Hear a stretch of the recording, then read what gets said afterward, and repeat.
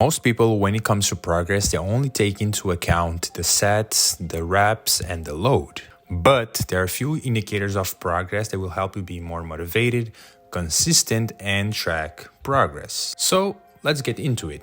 First, we have speed. Speed is a good indicator of strength. Fact is, speed is correlated or is related to strength. So let me give you an example. Let's say that it used to take you 20 seconds to do 5 reps in the squat with 150 kgs, and now it only takes you 10 seconds. This means that you got stronger even though you're doing the same weight. Why I say you got stronger? Because it takes you less time and it's probably less taxing to your body, or you feel less fatigued after doing that set. Second, improved technique. Improving your technique is another indicator of progress, because the better your technique is, the more potential you have to carry more weight, the more muscle you can build, and the chances of you getting injured is lower. And this will allow you to stay in the game longer and progress faster. So now let me share you my experience with the bench. When I started doing bench, my technique was bad and I couldn't go above 90 kgs even though I had the strength to push more weight.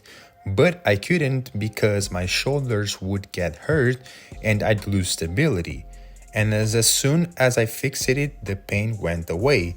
The movement got smoother, I could carry more weight, and I saw more chest gains. So improving technique is an indicator of progress. And to improve the technique, you'll need to rebuild the movement from the beginning, which means less load, studying the technique, studying the movement, using techniques such as paused reps, which will allow you to focus more on the technique and see where the weak link is or where you need to improve to get a better bench or whatever the movement is. And lastly, less rest between the sets.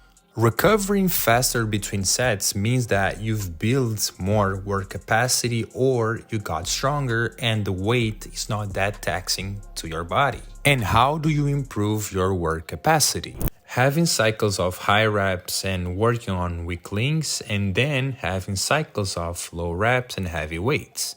Because if you get stuck on only low reps and the main movement, you may miss these little improvements. And once again, I'll share my experience. Last year, I'd need 5 to 8 minutes of rest in between sets on the 140 kgs in the squats. And now I only need 3 to 2 minutes of rest between sets of 140. This means that I've built more work capacity and I got stronger, and the movement, the 140 kg, is less taxing to my body. I don't feel tired and I'm ready to move up the weight. Or I can do way more sets. And last year I would only do 3 sets max, and on the last set I'd need 8 full minutes to be able to complete all the reps, which were between 5 and 6. And now I can rep 140 with no problem. And I don't feel tired or out of breath. This means more work capacity and more strength overall. So that was it, guys. Hope this was helpful in a way, and see y'all in the next video.